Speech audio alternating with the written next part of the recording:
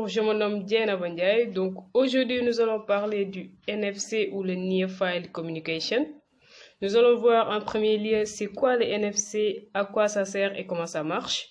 Ensuite, nous voyons ensemble c'est quoi la relation entre le NFC et notre courant SE4C au niveau des débits, fréquences et modulation. Nous examinerons ensemble également c'est quoi les avantages et les inconvénients du NFC et enfin ce qu'il faut retenir au niveau du NFC. La technologie NFC ou Near File Communication est présente quasiment partout dans le monde. En France, elle a commencé à se développer en 2011, mais reste un peu encore courante. Si son utilisation est encore peu répandue dans notre pays, son potentiel technologique ne cesse de s'élargir.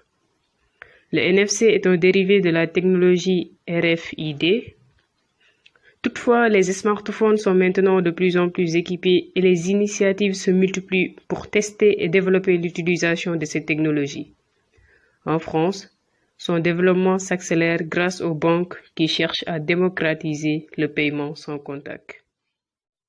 Le NFC sert à transmettre des informations d'un appareil à un autre de façon automatique et très rapidement sans qu'il n'y ait besoin d'appareillement, par exemple, les droits d'accès, utilisation du badge pour entrer dans des entreprises, des ascenseurs ou dans une maison ou encore prendre les transports en commun.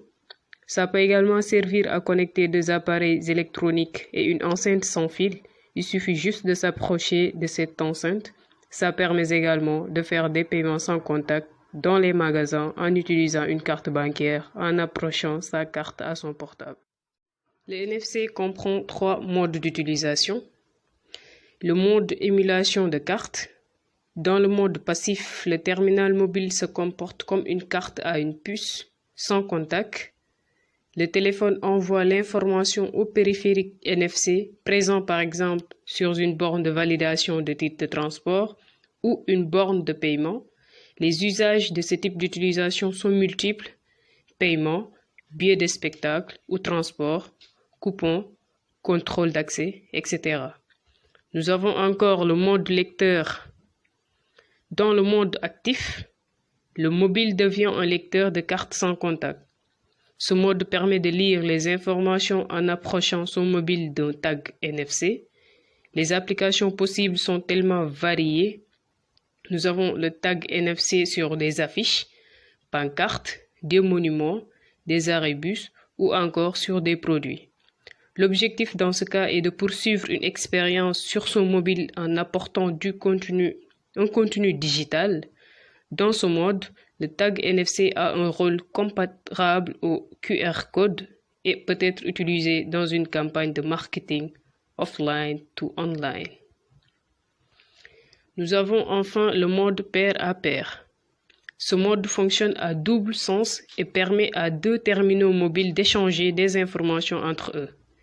Les applications peuvent être l'échange de cartes de visite, l'échange de fichiers, photos ou vidéos par exemple, de l'argent. Maintenant, nous allons parler du lien entre le NFC et nos cours en SE4C, à savoir la modulation, débit et fréquence. Dans la communication basée sur le NFC, entre le lecteur et le transpondeur passif, le lecteur transfère les données au transpondeur en utilisant la modulation ASK, tandis que le transpondeur retransmet les données au lecteur en utilisant la modulation de charge.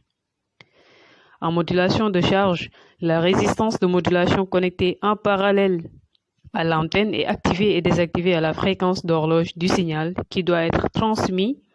Elle est souvent effectuée en utilisant une résistance ou un condensateur dans et hors du circuit d'antenne. Ici, la fréquence porteuse modulée est de 848 kHz. La sous-porteuse est modulée par ASK avec des données codées par Manchester à un débit binaire de 106 kilobits par seconde. Ceci est spécifié dans la norme ISO IEC 14443. C'est ce qu'on appelle la modulation. Alors, ceci étant dit, nous allons voir les avantages et les inconvénients du NFC.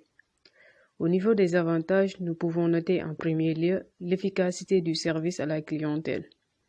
La rapidité est le principal avantage du paiement sans contact. Les clients sont en effet plus satisfaits puisque le temps d'attente est réduit. Les clients n'ont pas besoin de chercher ses cartes ou encore son argent en comptant. De plus, en tant qu'entreprise, vous n'avez pas à vérifier la monnaie rendue. Votre gestion de caisse est ainsi facilitée. Ajoutons à cela qu'Android Pay a un grand avantage sur Apple Pay. En effet, Android Pay ne prend pas de commission sur les paiements. Vous ne payez pas donc de frais supplémentaires lorsque vos clients utilisent Android Pay pour faire des achats. Plus précisément, vous payez seulement les frais standards pour les systèmes de traitement des cartes de crédit, les réseaux de cartes de crédit et les banques émettrices de cartes. Nous avons également l'amélioration des programmes de fidélité. Grâce au paiement sans contact, vous pouvez optimiser vos programmes de fidélité et ainsi améliorer la relation avec vos clients.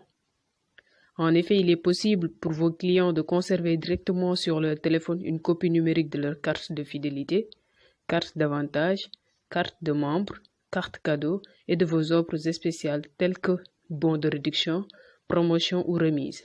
Google a d'ailleurs prévu de simplifier et d'automatiser l'opération en permettant la combinaison du paiement mobile avec la lecture d'une carte de fidélité en une seule étape. Au niveau des inconvénients, nous pouvons citer la sécurité, maillon fiable des paiements électroniques. La perte ou le vol de son smartphone déjà préjudiciable en soi signifiera également la perte de son moyen de paiement, de sa carte de transport, etc. Vu la recrudescence des vols à l'arraché des portables de nos jours, la question du risque se pose. Doit-on mettre tous ses œufs dans le même panier? De même que vous pouvez accéder à ces informations grâce au NFC, il permet aussi la collecte d'informations sur vous, sur vos achats, vos déplacements, vos habitudes de consommation. On devine sans peine l'utilisation commerciale qui pourrait être faite de ces informations, à l'issue ou sans valable contrôle du consommateur.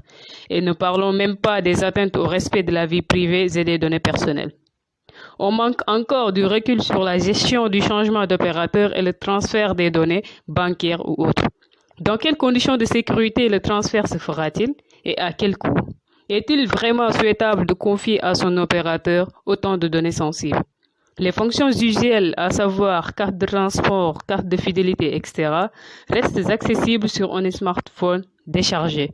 En revanche, il n'y a pas de solution à l'heure actuelle pour le paiement qui nécessite la saisie d'un code et donc un appareil alimenté. Il est impératif qu'un encadrement strict de cette nouvelle technologie soit prévu par le législateur et par la Commission nationale de l'informatique et des libertés, CNIL, pour garantir la protection du consommateur. Concernant la sécurité, les réserves que j'ai évoquées étaient déjà d'actualité avant la généralisation de la carte bancaire ou du paiement sur le net. Cela n'a entravé pour autant leur développement. Lancé conjointement par Sony et Philips, on ne peut que souhaiter au NFC le même succès qu'une précédente collaboration entre les deux géants, un certain. Ainsi, pour finir, nous pouvons vraiment noter que le NFC nous permet de passer d'un monde à un autre, à savoir le monde de la rapidité et l'efficacité. Vu le manque de temps que confrontent beaucoup d'entre nous,